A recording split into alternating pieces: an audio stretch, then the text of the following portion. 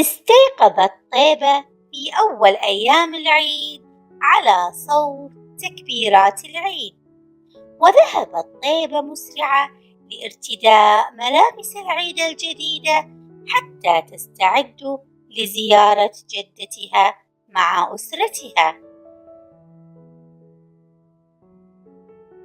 صالح، هيا لنرتدي ملابسنا الجديدة. ما أحلى العيد!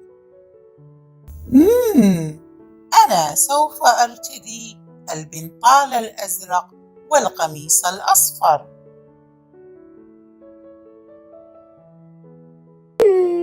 يا ترى أي فستان جديد أرتدي؟ أنا أحب اللون الأحمر، سوف أرتدي الفستان الأحمر. ما أجمل ملابسي! ثم ذهب صالح وطيبة مع أسرتهما لزيارة الجدة.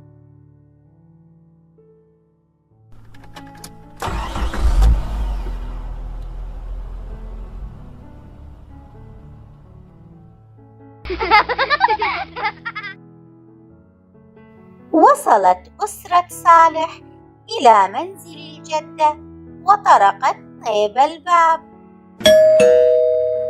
واستقبلتهم الجدة بكل حب وحنان. أهلا بكم يا أبنائي. أهلا يا جدتي، كل عام وأنت بخير. شاهد صالح وطيبة أشكال الزينة وألوانها والبالونات الموجودة في منزل الجدة. انظري يا طيبة إلى الزينة المعلقة، إنها تشبه شكل المثلث وبعضها يحمل الألوان الأساسية. هل تعرفينها يا طيبة؟ نعم أعرفها، هي ألوان هذه البالونات الجميلة، أحمر وأصفر وأزرق.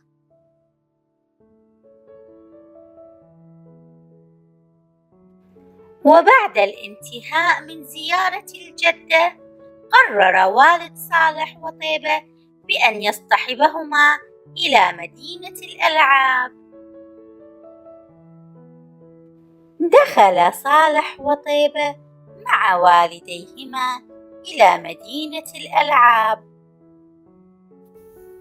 ما أكبر البوابة، انظروا إلى ألوانها الجميلة.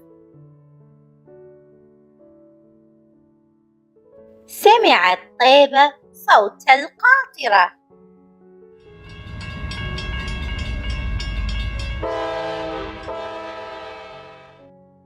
إنه صوت القاطرة، كم أنا أحب ركوب القاطرة. وانطلقت طيبة مع أخيها صالح إلى القاطرة ذات اللون الأحمر.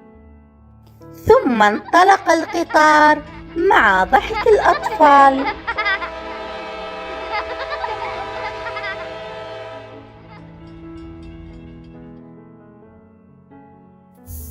ألم تلاحظي يا طيبة أن سكة القطار تشبه شكل المستطيل؟ بلى يا صالح، وذلك حتى يستطيع القطار السير بمسار ثابت ومستقيم.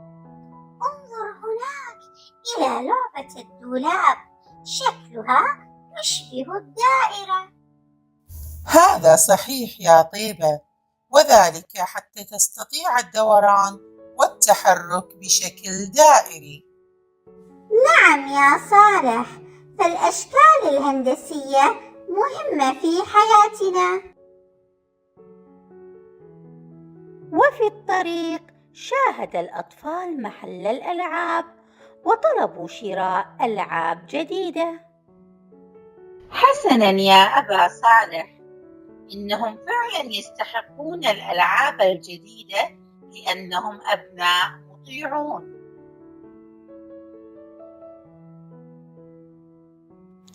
وذهبوا جميعا لاختيار الألعاب الجميلة والآمنة، وسمعوا أصوات الألعاب المختلفة.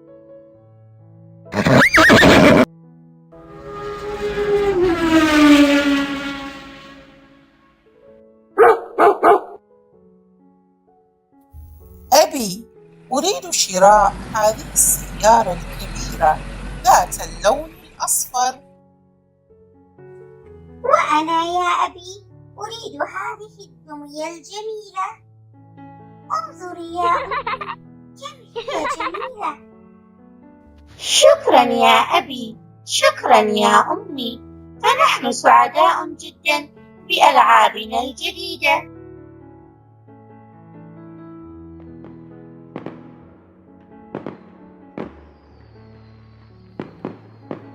وفي نهاية اليوم توجه الجميع إلى بوابة الخروج، وشاهدوا الألعاب النارية تتطاير في السماء، واستمتعوا بذلك، فأخذوا يرددون